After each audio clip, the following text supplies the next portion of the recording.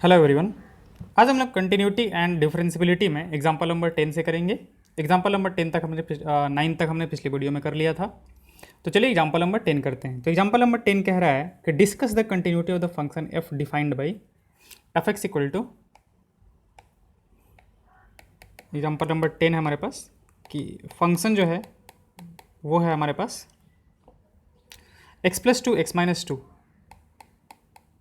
X plus two x minus two, ये है x हमारे पास less than equal to one के लिए, less than equal to one के लिए है, और ये जो है हमारे पास एक्स ग्रेटर देन वन के लिए है। ठीक है, तो एक तरह से फंक्शन जो अगेन यहाँ पे हमारे पास क्या है, पीस वाइज फंक्शन है। अगर हम इसको देखो थोड़ा ज़्यादा इजी ऐसे दिखता है, वन पे अपना डेफिनेशन चेंज कर रहा है ना, वन पे अपना डेफिनेशन चेंज कर रहा है, तो वन से पहले ये वन अगर रख दिया जाए तो वन से पहले जो डेफिनेशन है आपका, वन से पहले वो कितना है, एक्स प्लस टू है।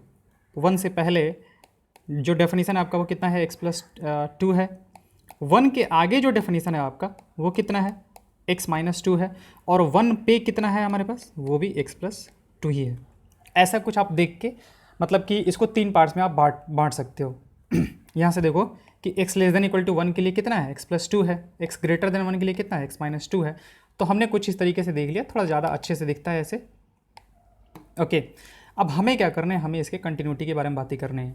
तो देखो एक्स लेस देन वन के लिए, इधर के लिए तो आपको कोई सोचने की ज़रूरत नहीं है क्योंकि ये एक पॉलिनोमियल फंक्शन है, और एक्स ग्रेटर देन वन के लिए भी आपका एक पॉलिनोमियल फंक्शन है, तो इसके बारे में भी सोचने की ज़रूरत नहीं है।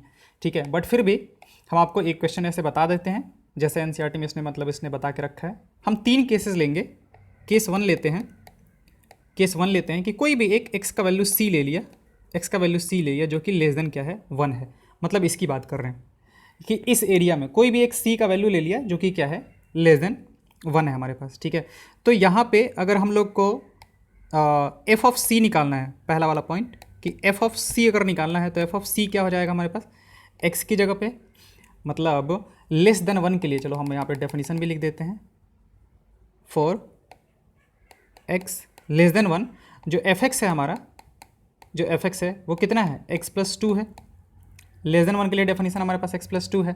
तो यहाँ से अगर हमसे पूछा जाए कि एफ ऑफ सी कितना होगा, तो एफ ऑफ सी कितना आ जाएगा, सीधा सीधा एक्स सी प्लस टू आ जाएगा। ये हो गया हमारे पास। दूसरा हम लोगों को क्या करना होता है, लिमिटिंग वैल्यू निकालना होता है कि लिमिट एक्स से tending to c, c f x क्या होगा। तो इसके लिए हमारा डेफिनेशन का काम कौन करेगा, लेस देन सी के। यहाँ पे जो सी है हमारे पास वो लेस देन वन है, तो फंक्शन का अगेन काम हमारे पास एक्स प्लस टू करेगा। तो इसका मतलब ये हो गया कि limit x tending to c, c plus two. यहाँ पे एल एच एल और आर एच एल हम लोग अलग अलग नहीं निकालेंगे क्योंकि डेफिनेशन वगैरह कुछ चेंज वगैरह कर नहीं रहा है, और ना ही सी पे ये नॉट डिफाइंड है।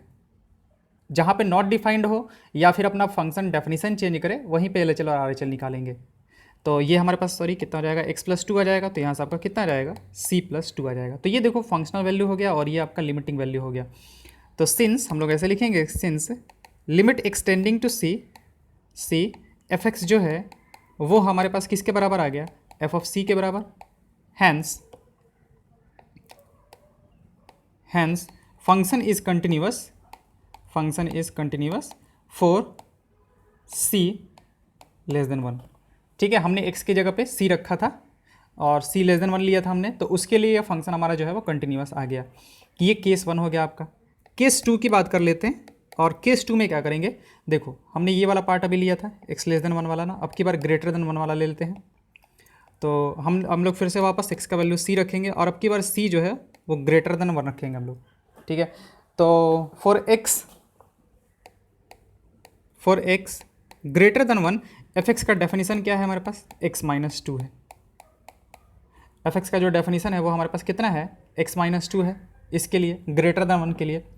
ओके, चलिए तो यहाँ पे बात करते हैं कि एफ ऑफ सी फिर कितना होगा। अगेन एफ ऑफ सी जो होगा हमारे पास वो कितना आएगा, सी माइनस टू आएगा। डायरेक्टली रख देंगे एफ ऑफ सी के लिए, क्योंकि ये एक पॉलिनोमियल फंक्शन है और फंक्शनल वैल्यू हमें निकालना है, तो एफ ऑफ सी जो है हमारे पास वो ये आ गया। दूसरे पार्ट की बात करते हैं कि limit x tending to c f x क्या होगा।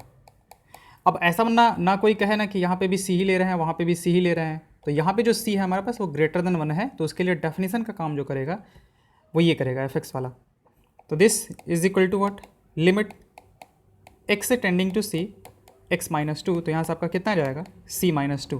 तो क्या फंक्शनल वैल्यू और लिमिटिंग वैल्यू बराबर हो गया? तो ऐसे कहेंगे कि सिंस लिमिट x से टेंडिंग टू c fx जो है हमारा वो f ऑफ c के बराबर आ गया, यानी कि लिमिटिंग वैल्यू फंक्शनल वैल्यू के बराबर आ गया।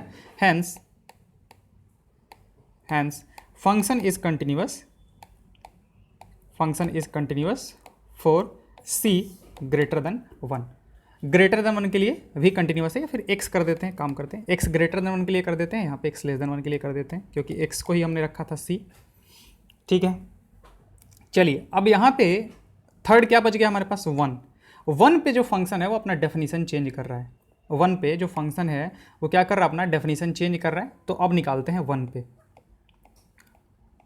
केस नंबर 3 की बात करेंगे at x equal to 1।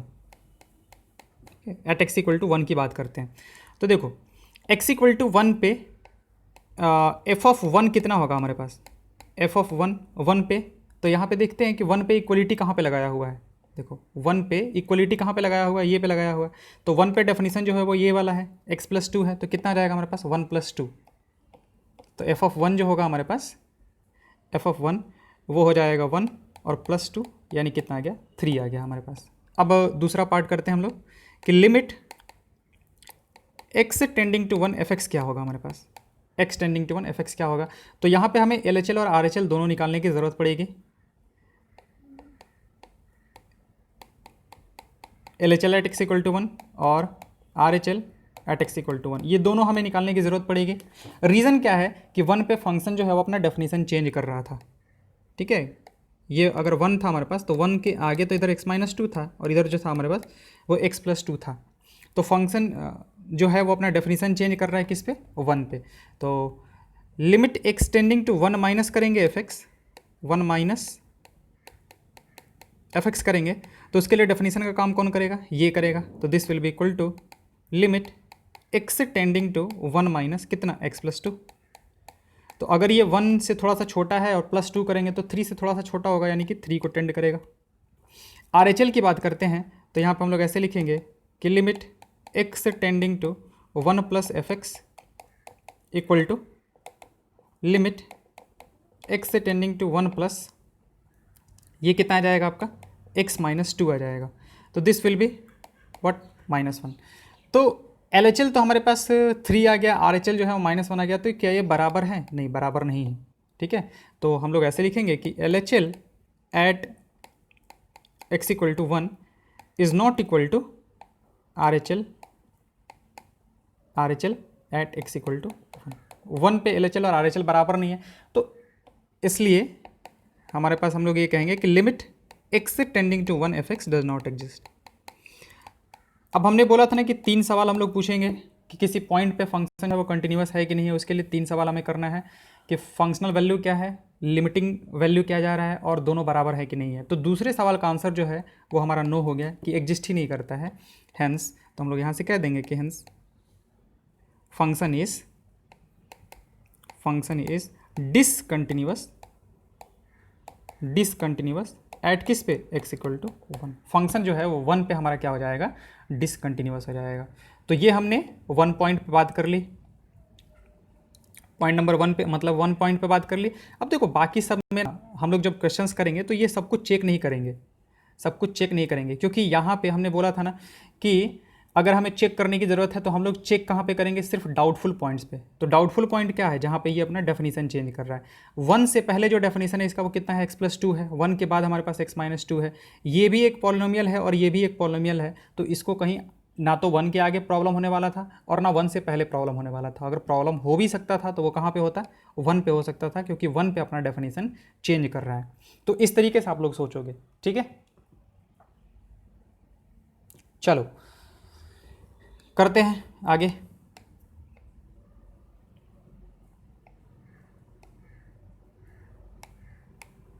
Example number 10 हो गया हमारे पास। एग्जाम्पल नंबर 11 पे आते हैं।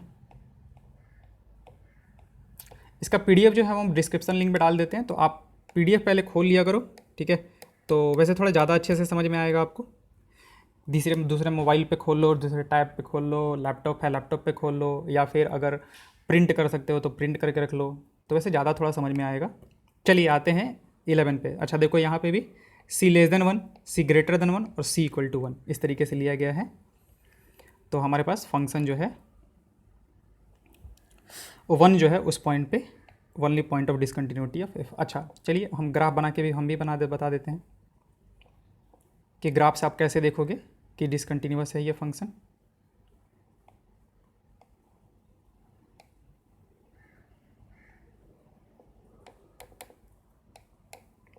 देखो ग्राफ कैसे बनाएंगे हम लोग, 1 या फिर 1 से पहले जो डेफिनेशन है वो कितना है, y equal to x plus two, y equal to x plus two है। कहाँ से, 1, ये हमारे पास 1 ले लेते हैं। तो 1 से पहले तो हमारे पास 1 पे वैल्यू कितना देगा, 3 देगा। तो 3 मान लेते हैं, ये हो गया हमारे पास। 0 पे वैल्यू कितना देगा, 2 देगा। तो बस हो गया हमारे पास, 2 पॉइंट्स तो हमें चाहिए थे। तो इससे पहले जो डेफिनेशन है कुछ इस तरीके का है, ठीक है। 1 के बाद जो डेफिनेशन है वो कितना है, y equal to x minus two है, x माइनस टू है, ओके। तो 1 पे कितना वैल्यू देगा, -1। यहाँ पे देगा हमारे पास 0 पे वैल्यू कितना देगा, -2, इधर कहीं देगा। तो अब के बाद जो डेफिनेशन होगा वो सॉरी 1 के आगे की है ना, तो 1 के आगे के लिए हमारे पास इस तरीके से जाएगा, y equal to 0 x equal to 2 पे। हाँ ठीक है, ऐसा कुछ ग्राफ आएगा आपका।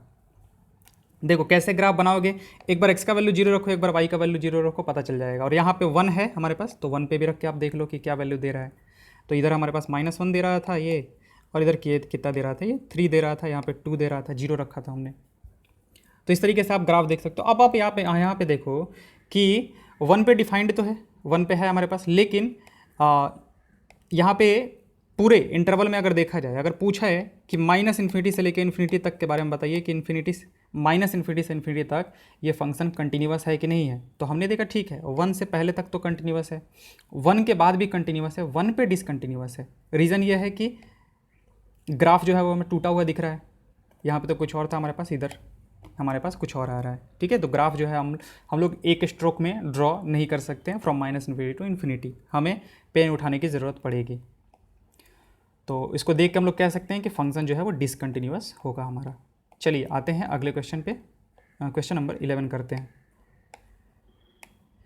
11 है हमारे पास, find all the points of discontinuity of the function of f defined by f(x equal to x plus to),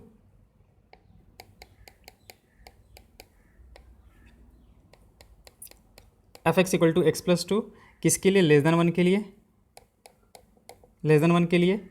फिर 0 है x इक्वल टू 1 के लिए, 0 है x इक्वल टू 1 के लिए, और x माइनस 2 है फॉर x ग्रेटर देन 1 के लिए, x माइनस 2 है फॉर x ग्रेटर देन 1 के लिए। अब हमें बताना है कि ये फंक्शन कहाँ पे डिसकंटिन्यूअस हो सकता है। तो आप ये देखो, अब की बार हम लोग डायरेक्टली थोड़ा करते हैं कि लेस देन 1 के लिए अगर देखा जाए तो ये अगर हम 1 मान लेते हैं तो 1 पे डेफिनेशन क्या देख रखा है, 0 देख रखा है। 1 से पहले क्या देख रखा है, x प्लस 2 देख रखा है, और 1 के बाद क्या देख रखा है आपका, x माइनस 2 देख रखा है, ठीक है। तो देखो 1 से पहले मतलब कि कोई भी अगर x का वैल्यू c लेते हैं जो कि लेस देन 1 है, उसके लिए तो डेफिनेशन आपका ये होगा। और ये एक पॉलिनोमियल फंक्शन है, और पॉलिनोमियल फंक्शन हमेशा आपका कंटिन्यूअस होता है। यानी कि आप कोई भी x का वैल्यू जैसे मान लेते हैं कि -2 रखा जो कि इससे कम है, तो f ऑफ -2 जो आएगा आपका वही आपका लिमिट एक्सटेंडिंग टू -2 f(x) आएगा, ठीक है। सारे ही पॉइंट्स के लिए आप कोई भी पॉइंट रख लो जो कि लेस देन 1 हो, उसके लिए डेफिनेशन क्या है हमारे पास, ये है। तो f ऑफ -2 जो होगा वो इसके आपके बराबर आएगा। कोई भी आप x का वैल्यू c रखोगे, ग्रेटर देन 1 रखोगे, ठीक है। तो यहाँ पे जो जैसे मान लेते हैं कि x का वैल्यू हमने 2 रखा, तो f ऑफ 2 जो होगा हमारे पास that will be limit x tending to 2 f(x) होगा। रीज़न क्या है कि यहाँ पे इसको कोई दिक्कत है ही नहीं। दिक्कत तो तब हो सकती थी ना जब ये फंक्शन कहीं पे आपका डिसकंटिन्यूअस दिखे या फिर नॉट डिफाइंड दिखे, तब हमें प्रॉब्लम होगा।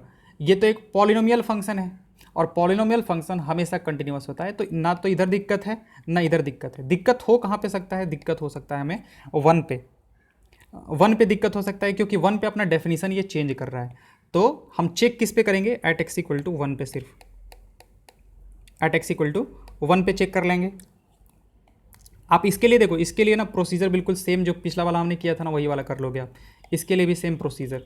x इक्वल टू 1 की बात की जाए तो 1 पे क्या हम लोग करेंगे, 1 पे f ऑफ 1 पहले निकालो। f ऑफ 1 कितना है, तो f ऑफ 1 कितना है आपका, f1 उसने देख रखा है कि फंक्शनल वैल्यू 1 पे कितना है, 0 के बराबर है। ये आ गया आपका। लिमिटिंग वैल्यू की बात करते हैं, सॉरी, लिमिटिंग वैल्यू की बात करते हैं कि लिमिट x से टेंडिंग टू 1 fx क्या होगा। तो देखो यहाँ पे डेफिनेशन आपको चेंज करना पड़ेगा। यहाँ पे ना आपको डेफिनेशन जो है वो चेंज, मतलब कि LHL और RHL दोनों निकालना पड़ेगा।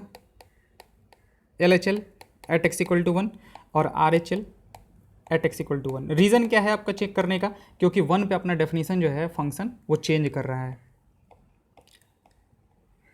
तो आते हैं LHL at x equal to 1, तो हम लोग क्या लिखेंगे, लिमिट x से tending to 1 minus fx is equal to limit x से टेंडिंग टू 1 माइनस fx का वैल्यू कितना है हमारा, fx का वैल्यू जो है इससे पहले वो क्या देख रखा है, x प्लस 2 देख रखा है, x प्लस 2 देख रखा है हमारे पास। तो 1 माइनस पे वैल्यू कितना आ जाएगा आपका, ये 3 आ जाएगा। इधर की बात कर लेते हैं, लिमिट x से tending to 1 plus fx equal to limit x से टेंडिंग टू 1 प्लस fx का वैल्यू कितना है आपका, fx का जो वैल्यू 1 प्लस के लिए है, 1 से आगे के लिए जो डेफिनेशन है वो है x माइनस 2। तो इसकी जगह पे x माइनस 2 रख देते हैं।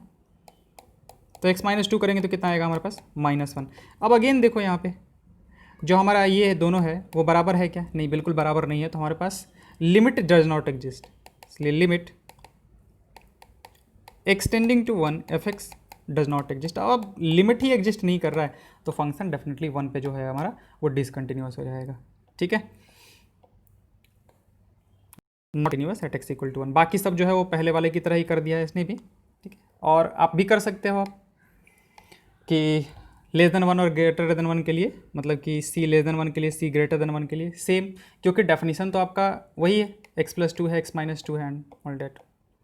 चलिए ये हो गया। अब हम लोग इसका भी ग्राफ बना के देख लेते हैं। तो इसका जो ग्राफ है आपकी बार पिछले वाले और इस वाले ग्राफ में देखो अंतर क्या है ना, पिछले वाले और इस वाले ग्राफ में एक्चुअली बाकी सब कुछ ठीक है, 1 पे ही अपना डेफिनेशन चेंज कर रहा है, ये भी 1 पे ही कर रहा था ना, हाँ, x प्लस 2 और x माइनस 2 ही था, x प्लस 2 x माइनस 2, हाँ, x प्लस 2 और x माइनस 2 ही था। तो 1 पे जो है आपको वैल्यू कितना मिलेगा, 3, लेकिन 3 ना आपके पर मिलेगा नहीं। हम लोग को बताते हैं क्यों नहीं मिलेगा। ये है क्योंकि 1 पे यहाँ पे देखो इक्वलिटी नहीं लगा हुआ है, आपकी बार इक्वलिटी नहीं लगा हुआ है, तो वहाँ पे हम लोग उस फंक्शन का वैल्यू नहीं बता सकते। फंक्शन का वैल्यू कितना है 1 पे, 0 है। तो हमें क्या करना होगा, 1 पे मतलब ये फंक्शन जो होगा ना वो यहाँ पे ऐसे 0 पॉइंट लेगा, यहाँ पे लेगा, और फिर इसके बाद क्या होगा आपका, इसके बाद ऐसे था कुछ ग्राफ जो था वो कुछ इस तरीके से जा रहा था। तो पिछले वाले में था क्या कि पिछले वाले में यहाँ पे ये भरा हुआ था, ठीक है, यहाँ पे नहीं था हमारे पास, लेकिन इस वाले में क्या है, इस वाले में जो है हमारे पास वो 1 पे 0 वैल्यू ले रहा है, पिछले में 1 पे 3 वैल्यू ले रहा था। देखो इक्वलिटी यहाँ पे लगा हुआ था ना 1 पे, ये वाले पार्ट को देखो अगर आप ध्यान से, ये वाले पार्ट को ध्यान से देखो तो 1 पे इक्वलिटी लगा हुआ था, तो 1 पे वैल्यू कितना ले रहा था, 3 ले रहा था। तो इसलिए देखो ग्राफ में यहाँ पे 3 पे होल्ड फील्ड था, यहाँ पे इसने बताया नहीं है, ठीक है, बट 1 पे जो होगा हमारा यहाँ पे होगा पॉइंट। तो यहाँ से भी देख सकते हैं कि हमारा जो ग्राफ है वो डिसकंटिन्यूअस दिख रहा है। अगर हम ग्राफ बना सकते हैं तो अब बोर्ड में देखो कैसे देता है। अगर मान लेते हैं कि आप दोनों तरीके से समझा सकते हो तो ठीक है, अगर आपके पास उतना टाइम है तो आप दोनों ही तरीके से कर लो या फिर कोई एक तरीका यूज़ कर लो। ये आपका हेल्प कर देगा देखने में कि हाँ हम जो सोच रहे हैं, हम जो कर रहे हैं वो सही है क्या। ठीक है, चलिए आते हैं अगले क्वेश्चन पे, और अगला क्वेश्चन है हमारा क्वेश्चन नंबर 11 तक तो हो गया ना इसमें।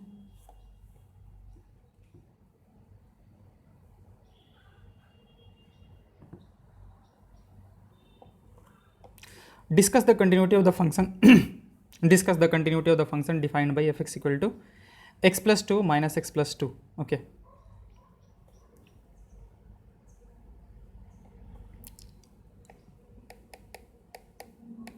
एग्जाम्पल नंबर 12, fx जो है हमारे पास वो कितना है, x plus 2 minus x plus 2, x plus 2 minus x plus 2 ये हमारे पास है x लेस देन 0 के लिए, x ग्रेटर देन 0 के लिए, ये लेस देन 0 के लिए है, और ये हमारा x जो है वो ग्रेटर देन 0 के लिए है। अब देखो यहाँ पे ना हमें बात करनी है कि ये जो फंक्शन है वो कंटिन्यूअस है कि नहीं। Discuss the continuity of the function defined by this one. अब यहाँ पे ये देखो, यहाँ पे सवाल मतलब थोड़ा सा आप ध्यान दोगे यहाँ पे कि यहाँ पे जीरो से पहले जो है हमारे पास वो x+2 है, x+2 है। जीरो के बाद जो है वो कितना है, -x+2 है।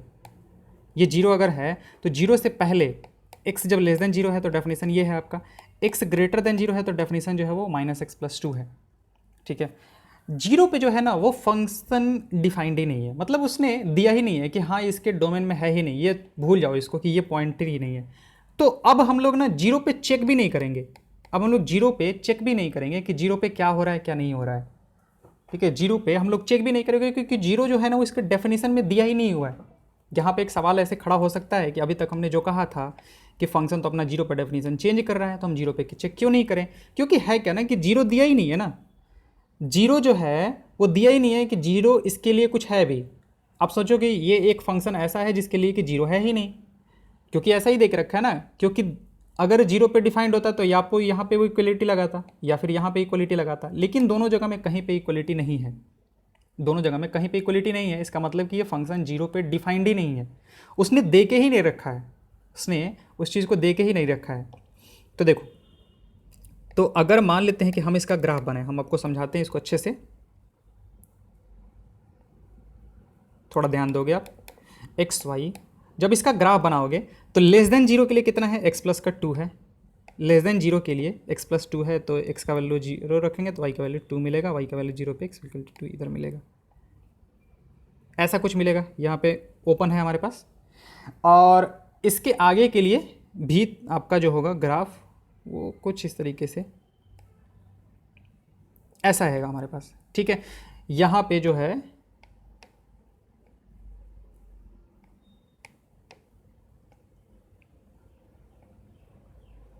जीरो पे जो फंक्शन है ना वो डिफाइंड ही नहीं है, हमारे पास दिया ही नहीं हुआ है। तो अब यहाँ पे कोई ऐसा कह सकता है कि हाँ इस ग्राफ को तो हम जब बनाएंगे तो ये तो हमारे पास जीरो पे जो है x = 0 पे ये तो ग्राफ हमारा टूटा हुआ है। लेकिन आप ये देखो आपसे दो तरीके के सवाल पूछेंगे कि डिस्कस कंटिन्यूटी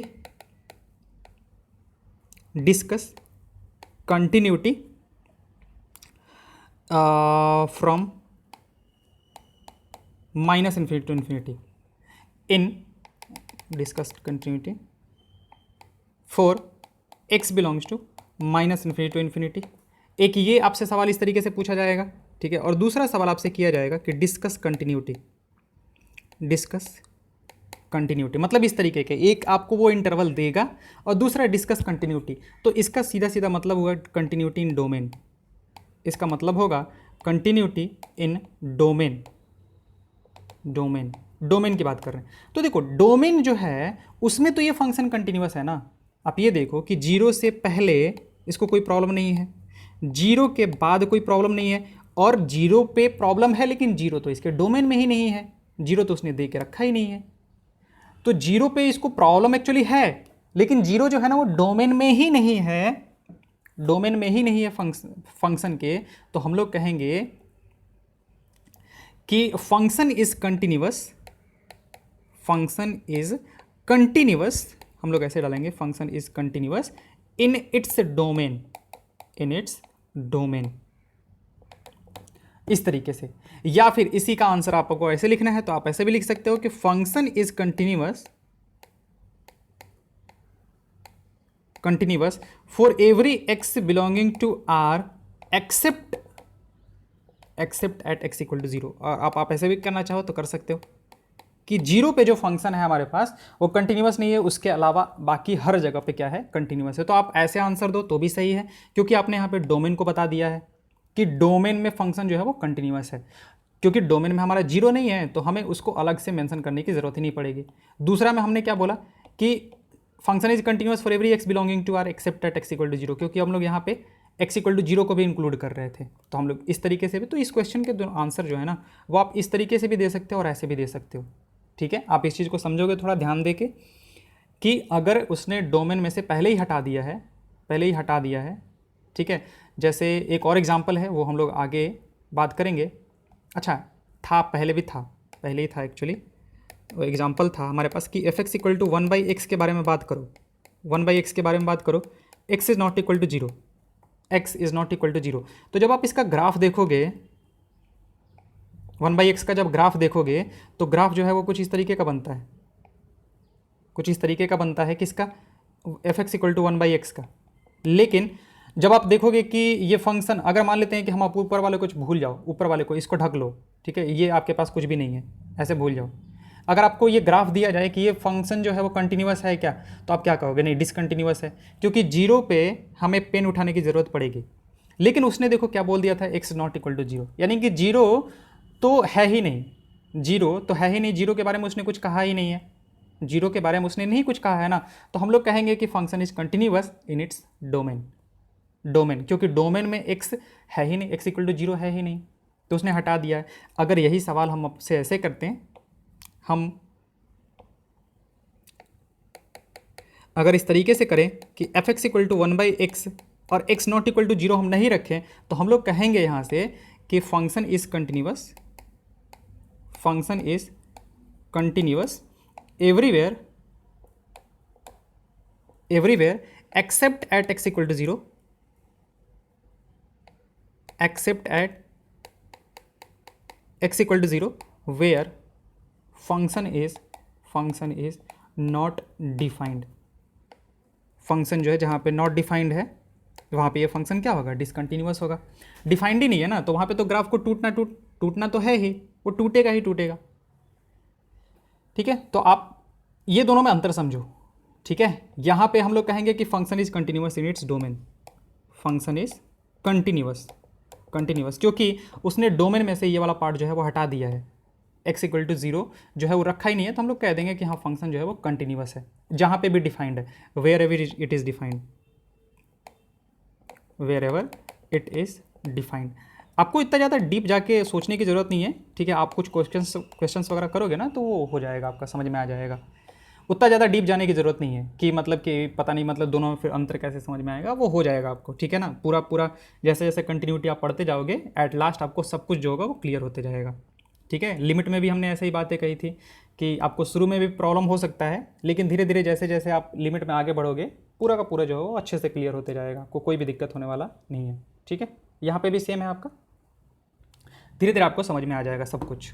ओके, चलिए ये हो गया हमारे पास एग्जाम्पल नंबर 12। तो वही देखो यहाँ पे डोमेन की बात कर रहा है, एक वही C बिलोंग्स टू D1, मतलब कि पहले वाले डोमेन में जिसमें कि x निगेटिव है, और C बिलोंग्स टू D2 जिसमें कि x जो है आपका क्या है, पॉजिटिव है। तो आप ऐसे D1 D2 अगर ना लो तो भी कोई दिक्कत नहीं है, वो बस ऐसे ही, इसलिए डोमेन मतलब एक बार आप क्या कर लो कि x इक्वल टू C रखा, जिसमें C जो है वो लेस देन क्या है, जीरो है, और एक बार x इक्वल टू C रखेंगे for C greater than zero, और जैसा यहाँ पे उसने करके बताया था, यहाँ पे जिस तरीके से करके बताया था उसी तरीके से हम लोग वहाँ पे भी कर लेंगे, सेम तरीके से। ओके, तो यही हमारे पास f is discontinuous, since f is continuous at all points in the domain of f, we deduce that f is continuous, ठीक है। Note that to graph this function we need to lift the pen from the plane of the paper, note that to graph this function we need to leave the pen, but we need to do that only for those points where the function is not defined। देखो हमें उठाने की तो ज़रूरत पड़ रही है, जो हमने बोला ना कि उठाने की तो ज़रूरत पड़ रही है, लेकिन वहाँ पे उठाने की ज़रूरत पड़ रही है जहाँ पे फंक्शन जो है वो नॉट डिफाइंड है। तो हम लोग क्या कहेंगे, एक ध्यान रखेंगे ये चीज़, ऐसे बोलेंगे कि F is continuous at all point in the domain of F, अपने डोमेन में कंटिन्यूअस। लेकिन अगर ऐसे कहा जाए तो हम लोग कहेंगे कि डिसकंटिन्यूअस है x इक्वल टू जीरो पे, क्योंकि जीरो पे फंक्शन जो है वो नॉट डिफाइंड है, ठीक है। तो इसका ध्यान रखोगे आप लोग, एंड डोंट वरी, ये धीरे धीरे करके आपको बहुत बिल्कुल क्लियर हो जाएगा, आप खुद ही इसके मास्टर बन जाओगे, खुद ही सब कुछ बताने लगोगे। ओके, चलिए आते हैं अगले क्वेश्चन पे। Discuss the continuity of the function f given by f x equal to x comma x square.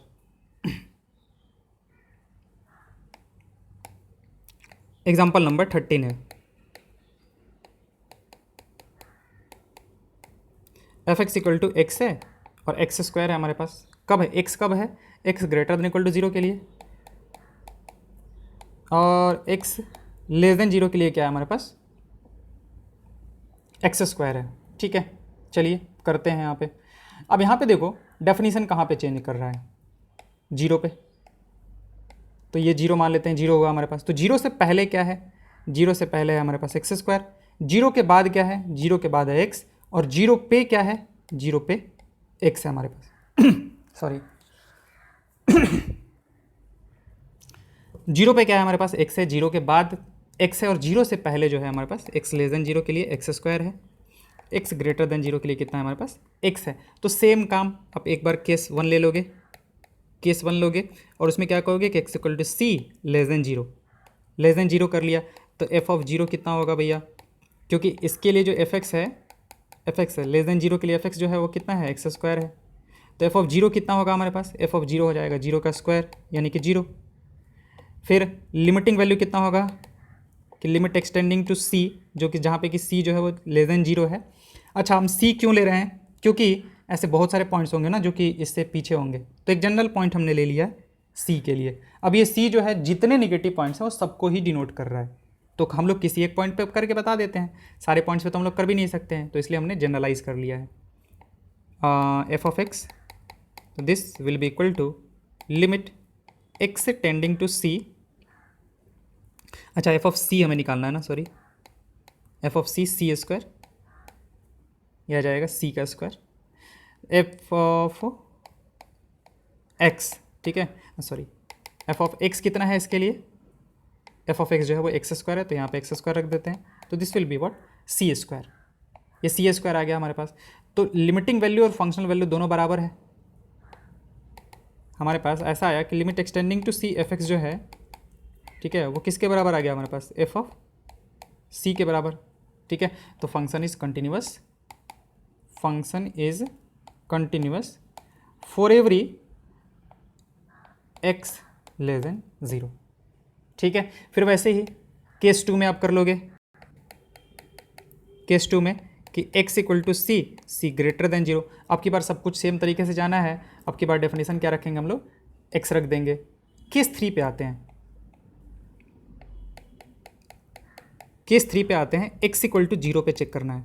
तो 0 पे हमें चेक करने के लिए, 0 पे चेक करने के लिए हमें डेफिनेशन दो अलग अलग लेने पड़ेंगे, 0 प्लस और 0 माइनस पे, क्योंकि 0 पे अपना फंक्शन जो है वो डेफिनेशन चेंज कर रहा है। तो चलिए पहले करते हैं एफ ऑफ 0 निकालते हैं, फंक्शनल वैल्यू निकालते हैं एफ ऑफ 0। तो 0 पे जो डेफिनेशन है वो आपका कितना है, x है ना, मतलब फॉर x इक्वल टू 0 जो आपका फंक्शन है वो कितना है, x है, तो वैल्यू कितना जाएगा आपका, ये 0 ही रख दो, 0 हो जाएगा आपका फंक्शन पे। देखो 0 पे जो डेफिनेशन है हमारा वो कितना था, x था। इक्वलिटी देखो कहाँ पे लगा हुआ है, जहाँ पे इक्वलिटी लगा हुआ है वहाँ पर डेफिनेशन कितना है, x है।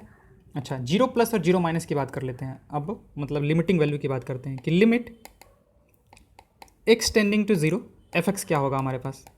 तो यहाँ पे दो पार्ट्स में हमें करना पड़ेगा क्योंकि फंक्शन अपना डेफिनेशन चेंज कर रहा है, तो ऐसे निकालेंगे limit x tending to 0 minus f x, और यहाँ पे निकालेंगे limit x tending to 0 plus f x. 0 minus f x कितना होगा हमारे पास, limit x tending to 0 minus f x कितना है हमारे पास, 0 माइनस के लिए, 0 माइनस के लिए था एक्स स्क्वायर, तो ये आपका वैल्यू जो हो जाएगा वो 0 स्क्वायर यानी कि 0 को टेंड करेगा, और ये जो है आपका वो limit x tending to 0 plus f x का डेफिनेशन कितना है, x, यहाँ से भी आपका कितना जाएगा 0। तो क्या लिमिटिंग वैल्यू बराबर है, डेफिनेटली बराबर है, तो हम लोग कह देंगे इसलिए limit x tending to 0 f x जो है हमारा that will be equal to what, 0 के बराबर आ गया हमारे पास। तो अब यहाँ से लिमिटिंग वैल्यू जो है, हैंस हमारा जो लिमिटिंग वैल्यू है, limit x tending to 0 f x जो है वो हमारे पास फंक्शनल वैल्यू एफ ऑफ 0 के बराबर आ गया, इसलिए function is continuous at x equal to 0। अब देखो x इक्वल टू 0 पे कंटिन्यूअस है, केस 1 में हमने कर लिया था कि लेस देन 0 के लिए कंटिन्यूअस है, और केस 2 में जब आप करोगे तो ये भी आ जाएगा कि x ग्रेटर देन 0 के लिए भी कंटिन्यूअस है। तो ये तो हर जगह ही कंटिन्यूअस हो गया फंक्शन को प्रॉब्लम कहाँ पे हो सकता था, प्रॉब्लम हो सकता था कि इस पे 0 पे, क्योंकि 0 पे अपना डेफिनेशन चेंज कर रहा है, लेकिन हमने देखा कि 0 पे भी ये तो कंटिन्यूअस आ गया। अब 0 पे कंटिन्यूअस आ गया तो फिर हमारा काम खत्म, function is continuous everywhere, function is continuous, function is continuous, continuous everywhere, ये हर जगह ही कंटिन्यूअस है हमारे पास, ठीक है। फंक्शन जो है वो हर जगह कंटिन्यूअस है। चलिए, अच्छा चलिए ग्राफ भी बना के बता देते हैं आपको।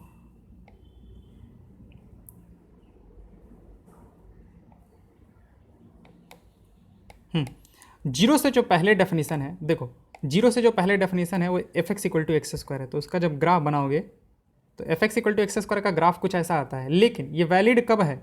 ये वैलिड है सिर्फ इस वाले पार्ट के लिए, लेस देन जीरो के लिए। तो राइट हैंड साइड वाला हम लोग हटा देते हैं, जीरो ग्रेटर देन जीरो के लिए हटा दिया। और दूसरा है हमारे पास y इक्वल टू एक्स, किसके लिए? इसके आगे के लिए।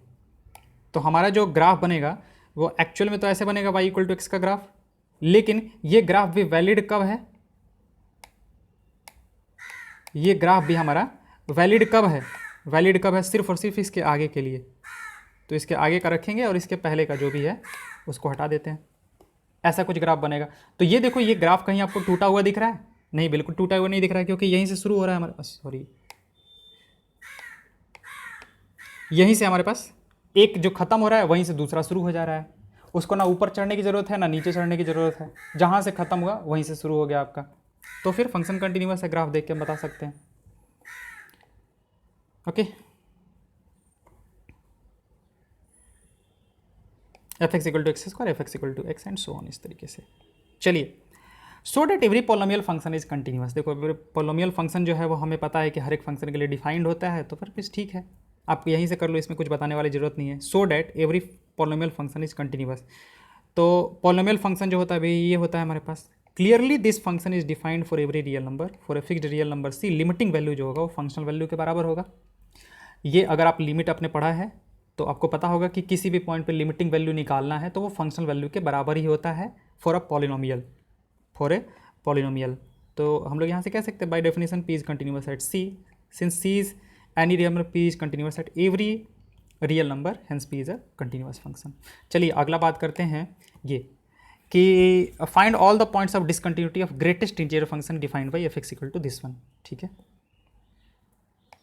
ग्रेटेस्ट इंटीजर फंक्शन की बात करते हैं। एग्जाम्पल नंबर 14, हमारे पास जो फंक्शन देख रखा है आपकी बार f x is equal to greatest integer of x. अब इसके बारे में आपने पढ़ा होगा 11th क्लास में रिलेशन एंड फंक्शन में। होता क्या है ये जो होता है मतलब कि G I F f x क्या होता है, इसका डेफिनेशन क्या होता है? इंटीजर, इंटीजर लेस देन और equal to x, integer less than और इक्वल टू एक्स। अगर आप बिल्कुल भूल चुके हो तो देखो ऐसा कुछ होता है कि अगर मान लेते हैं कि 3.9 रखा तो वैल्यू जो होगा हमारे पास कितना आएगा? 3 आएगा। उससे कम वाला इंटीजर आता है। माइनस का 3.9 रखा तो उससे कम वाला इंटीजर -4 आता है।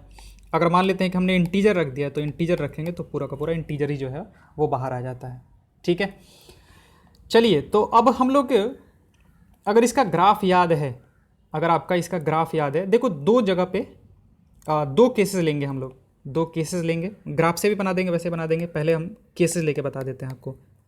Case one x belongs to integer, x belongs to, चाहे x does not belongs to integer. X जो है वो इंटीजर को बिलोंग नहीं करता है, एक्स जो है वो इंटीजर को बिलोंग हमारा नहीं करता है। दो केसेस हम लोग लेंगे और केस 2 में लेंगे हम लोग, केस 2 में लेंगे एक्स बिलोंग्स टू इंटीजर, क्योंकि इंटीजर पे अपना डेफिनेशन चेंज करता है। तो x does not belongs to integer और एक्स बिलोंग्स टू इंटीजर, ये केस 1 और 2 हो जाएगा हमारे पास। अब आपको ऐसे समझाते हैं, मान लेते हैं कि x does not belongs to integer ना, तो एक्स का वैल्यू हम 2.5 ले लेते हैं। आपको एक्स का value 2.5 is not an integer. तो अगर आपसे पूछा जाए कि एफ ऑफ 2.5 जो होगा, फंक्शनल वैल्यू ऑफ 2.5 जो होगा वो क्या होगा, यानी कि जी आई एफ ऑफ 2.5 कितना होगा? ये वैल्यू आपका आ जाएगा 2 आ जाएगा। फिर बात करेंगे कि limit x tending to 2.5 f of x क्या होगा आपका? दैट इम्प्लाइज कि limit x tending to 2.5 G I F of x जो होगा वो आपका क्या होगा? G I F of x जो होगा वो आपका क्या होगा? ठीक है। तो यहाँ पे हमें दोनों पार्ट्स निकालने की अलग अलग ज़रूरत पड़ेगी, LHL और RHL देख लेते हैं, LHL और RHL। ठीक है, तो LHL निकालते हैं। तो यहाँ पे हम लोग क्या करेंगे, लिमिट x से tending to 2.5 plus f x, sorry 2.5 minus f x. 2.5 minus का मतलब देखो ये होता है कि अगर ये 2.5 है ना, तो 2.5 माइनस यानी कि इससे थोड़ा सा पहले 2.5 माइनस। ऐसा नहीं है कि वो माइनस का 2.5 है, नहीं, 2.5 माइनस का मतलब होता है कि लेस देन 2.5, और जस्ट लेस देन कह सकते हैं कि जस्ट लेस देन 2.5 से थोड़ा सा छोटा, यानी कि 2.4999999999 ऐसे टाइप का।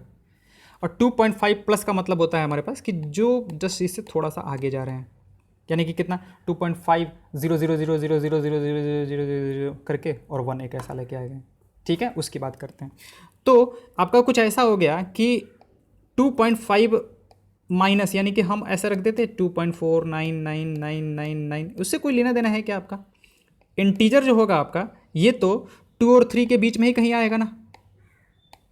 ये जो होगा आप चाहे कुछ भी कर लो, 2 और 3 के बीच में ही कहीं सर इधर ये वाला नंबर आएगा हमारे पास, ये जो 2.49999 कर रहे हैं हम लोग, 2 और 3 के बीच में ही आएगा। तो इसका जो GIF वैल्यू होगा वो क्या होता है, उससे कम वाला इंटीजर। तो ये वैल्यू कितना ले लेगा, 2 ले लेगा हमारे पास। ठीक है, RHL की बात करते हैं कि RHL क्या होगा हमारे पास। तो this will be equal to what, 2। RHL की बात करते हैं, limit x tending to 2.5 plus fx की बात करते हैं, ये कितना आएगा आपका। तो देखो 2.5 प्लस का मतलब कि 2.50000001 मान लेते हैं, कितना ही ले लेते हैं, उसके एक पास का नंबर ले लेते हैं कोई भी, तो वो भी जो होगा आपका वो इधर कहीं आएगा 2.50000001, ऐसे इस तरीके से। अभी भी ये 2 और 3 के बीच में ही रहेगा, आप चाहे कुछ भी कर लो। तो इसका जो GIF होगा वो क्या होगा, उससे जस्ट कम वाला इंटीजर, तो वो तो अभी भी आपका 2 ही रहेगा। तो इधर से भी आपका कितना आएगा, 2 ही आएगा। तो आपका LHL और RHL जो है दोनों बराबर आ गया, दोनों बराबर आ गया। तो हम लोग कहेंगे कि इसलिए ऐसे पहले लिख लेते हैं कि since LHL at x equal to कोई भी x इक्वल टू 2.5, चलो हमने जो लिया था not integer, is equal to RHL at x equal to 2.5। ठीक है, इसलिए लिमिट x से tending to 2.5 fx is equal to कितना हो जाएगा हमारे पास, 2 हो जाएगा। ये किसके बराबर था हमारे पास, 2 के बराबर। तो ये देखो, ये हमने एक जनरल पॉइंट ले लिया था, ये जनरल पॉइंट लिया था किसके लिए, x does not belongs to integer के लिए। x does not belongs to integer के लिए हमने ये वाला लिया था, ये एक एग्जाम्पल ले लिया था। तो आप इसको करोगे कैसे, इसको करोगे कि आप ऐसे ले लो कि x does not belongs to integer ना, ये तो हमने आपको एग्जाम्पल से समझा दिया। आप ऐसे करोगे कि लेट मान लेते हैं कि x equal to c is not an integer, c is not an integer, पहले वाले केस की बात कर रहे हैं हम लोग कि ये जो है वो हमारा इंटीजर नहीं है। तो अब आपसे पूछा जाए कि f ऑफ c क्या होगा, तो f ऑफ c क्या होगा, तो f ऑफ c का मतलब ग्रेटेस्ट इंटीजर ऑफ c। अब c इंटीजर नहीं है, c अगर इंटीजर नहीं है तो इससे कम वाला जो भी आएगा आपका, मतलब यहाँ पे जैसे x is equal to c है, जहाँ पे कि c जो है हमारे पास वो 2.5 है, इस तरीके से है हमारे पास। तो इसका जो वैल्यू आएगा वो कितना आएगा हमारे पास, GIF ऑफ c जो होगा वो 2.5 जो होगा, वो हम आपको कैसे बता सकते हैं। मान लेते हैं कि c दे के रखा है, देख लेते हैं कैसे इस पर कैसे बता रहा है ये। हाँ, बस वैसे ही करके छोड़ दिया है। ठीक है, तो इतना ही करके छोड़ देते हैं, क्योंकि हम बता नहीं सकते हैं ना कि एग्जैक्टली कितना आएगा। ठीक है, तो इसको ऐसे ही छोड़ देते हैं, GIF ऑफ c। ओके, चलिए, क्योंकि ऊपर वाले में तो हमें 2.5 वैल्यू पता था तो हम लोग लिख सकते थे, यहाँ पे कैसे लिखेंगे हम। ठीक है, क्योंकि c हमने कोई जनरल पॉइंट ले लिया है ना। ओके, दूसरा करते हैं कि लिमिट x से टेंडिंग टू c जो होगा fx, वो क्या होगा हमारे पास। तो वो भी जो होगा ना आपका, limit x tending to c, GIF of x है हमारे पास, तो this will be what, c, sorry GIF of c। तो लिमिटिंग वैल्यू और फंक्शनल वैल्यू दोनों जो होगा आपका वो बराबर आ जाएगा।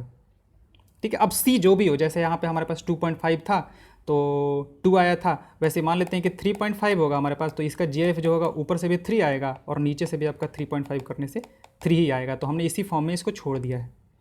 तो यहाँ पे हमारे पास लिमिटिंग वैल्यू जो है वो फंक्शनल वैल्यू के बराबर है, ठीक है। Since limit x tending to c, f x जो है आपका वो किसके बराबर है हमारे पास, एफ ऑफ सी के बराबर, इसलिए function is continuous, function is continuous for all X which does not belongs to an integer. जो इंटीजर नहीं है ना उसके लिए फंक्शन जो है वो कंटिन्यूअस है। अब दूसरे पार्ट पे आते हैं, केस 2 पे इसके, कि जहाँ पे कि फंक्शन जो है आपका इंटीजर हो जाए।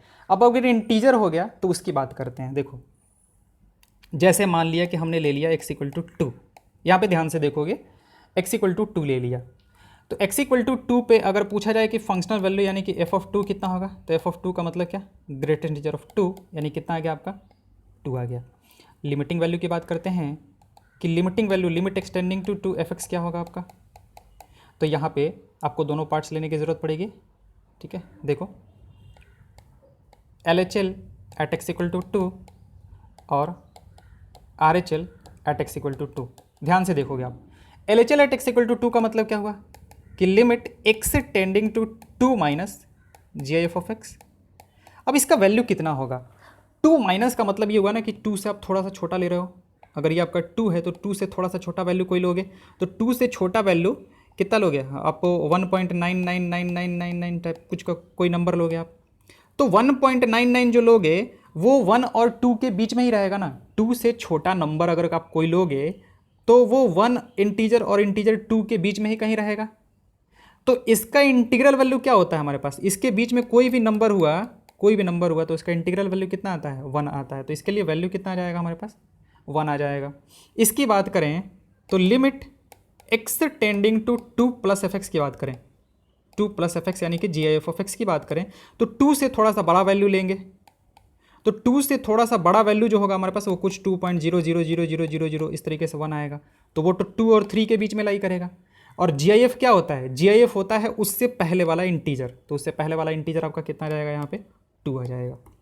तो ये देखो ये हर एक इंटीजर पे होगा, ये हर एक इंटीजर पे होगा। देखो 2 पे हमने चेक किया लिमिट एक्सटेंडिंग टू 2, तो LHL तो 1 आ गया, RHL जो है वो आपका 2 आ गया। तो हाँ LHL जो है आपका तो कितना आ गया, ये वाला पार्ट हमारे पास, ये दूसरा वाला हम लोग कर रहे हैं, इधर दूसरा वाला है। LHL तो आपका 1 आ गया, तो LHL at x equal to 2 is not equal to RHL at x equal to 2, इसलिए limit x tending to 2f(x) does not exist, ये एग्जिस्ट नहीं करता है, ठीक है। ये जो है वो एग्जिस्ट नहीं करता है, तो इसलिए function is not continuous at x equal to 2। ये तो हमने एक एग्जाम्पल लेके आपको बता दिया। अब कोई जनरल ले लेते हैं, x equal to c, c is an integer, ठीक है। c जो है वो हमारा एक इंटीजर है। तब देखो किसी c की बात कर रहे हैं, तो अब यहाँ से अगर आप f ऑफ c पूछा जाए तो f ऑफ c क्या होगा, GIF ऑफ c। अब यहाँ से जो ना आपका ना c पूरा का पूरा बाहर आ जाएगा। रीज़न क्या है कि जब इंटीजर होता है तो GIF से सीधे सीधे यही बाहर आ जाता है, ठीक है। अच्छा अगर GIF में आपको प्रॉब्लम हो रहा है तो आप एक बार 11th क्लास वाला जो रिलेशन एंड फंक्शन में जो ग्रेटेस्ट इंटीजर फंक्शन वाला वीडियो है उसको देखोगे तो आपको अच्छे से समझ में आ जाएगा। अदरवाइज आप यहाँ पे आप कोशिश कर रहे हो कि समझ ले और आपको GIF के बारे में पता ही नहीं है तो आपको बहुत प्रॉब्लम होने वाला है। तो पहले आप एक GIF के बारे में अच्छे से जान लोगे, फिर इस क्वेश्चन को करोगे तो बहुत अच्छे से समझ में आएगा। और बहुत अच्छा क्वेश्चन है, बहुत कुछ सिखा देता है एक ही क्वेश्चन। चलिए आते हैं अगले पार्ट पे कि limit x tending to c f(x) जो होगा वो क्या होगा। तो यहाँ पे हम लोग 2 पार्ट्स में बांटेंगे। एक क्या बांटेंगे, limit x tending to c minus f(x) यानी कि LHL, और एक क्या करेंगे हम लोग, limit x tending to c plus f(x). तो limit x tending to c minus f x जब करेंगे तो हमारे पास कितना होगा, GIF ऑफ c माइनस, और c माइनस पे वैल्यू जो होगा वो उससे एक कम वाला इंटीजर आ जाता है हमारे पास। जो भी c है ना, क्योंकि c एक इंटीजर है तो उससे कम वाला एक इंटीजर आ जाता है। जैसे हमने अभी किया था ना कि 2 माइनस का वैल्यू कितना आया था हमारे पास, 1 आया था ना, तो ये 2 है हमारे पास, c का काम कर रहा है तो c माइनस 1 आ जाएगा। यहाँ से कितना आएगा आपका, this will B GIF of c plus, और c प्लस का जो वैल्यू होगा वो आपका c होगा।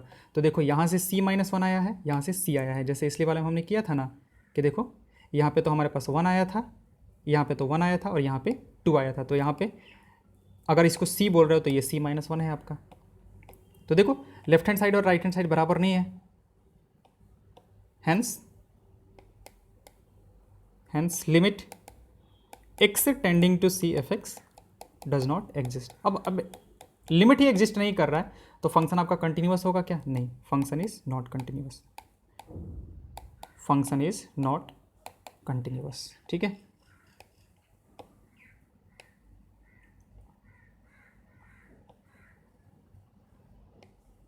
फंक्शन इज नॉट कंटिन्यूअस, ये हो जाएगा आपका आंसर। किस पे, हाँ, फंक्शन कंटिन्यूअस किस पे नहीं हुआ, फंक्शन इज नॉट कंटिन्यूअस किस पे, sorry, not continuous at x equal to c where c is an integer, where c is an integer. तो हमने वो प्रूफ कर दिया कि देखो इंटीजर जहाँ पे होगा ये फंक्शन कंटिन्यूअस नहीं होगा, और इधर देखा था हमने कि function is continuous for every x belongs to integer. Integer के लिए फंक्शन कंटिन्यूअस है, और हमारे पास जब इंटीजर फंक्शन है तो डिसकंटिन्यूअस है। ओके, चलो अब इसका ग्राफ बना के बता देते हैं आपको। ठीक है, ग्राफिकली देख लेते हैं।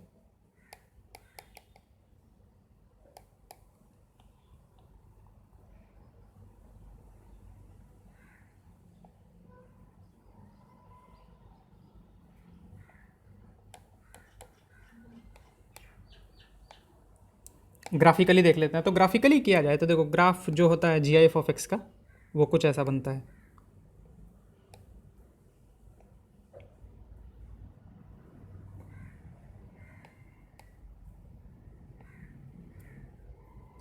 अगर 11th क्लास से आपको ध्यान है GIF के ग्राफ के बारे में तो कुछ इस तरीके का बनता है। ये होता है हमारे पास 0, ये 1, ये 2, ये 3, ये 4, ये आपका -1, ये आपका -2, ये आपका -3। तो देखो जितने सारे इंटीजर्स हैं ना, जितने भी इंटीजर्स हैं, देखो 1 है तो 1 पे ग्राफ टूटा हुआ है, 1 पे ग्राफ टूटा हुआ है। 2 पे देखो तो 2 पे भी ग्राफ टूटा हुआ है, जैसे जैसे आ रहे जा रहे हो 2 पे फिर जंप मार के ऊपर जाना पड़ेगा। 3 पे जा रहे हो, 3 पे जा रहे हो 3 पे जैसे ही पहुँचे 3 पे जंप मार के ऊपर जाना पड़ेगा आपको। ठीक है, 4 पे, तो जितने सारे इंटीजर्स हैं ना, -1, -2, -3, 0, सब पे आपको जंप मारने की ज़रूरत पड़ रही है। तो फंक्शन को आप यहाँ से देख के बता सकते हो कि clearly function is discontinuous at every integer.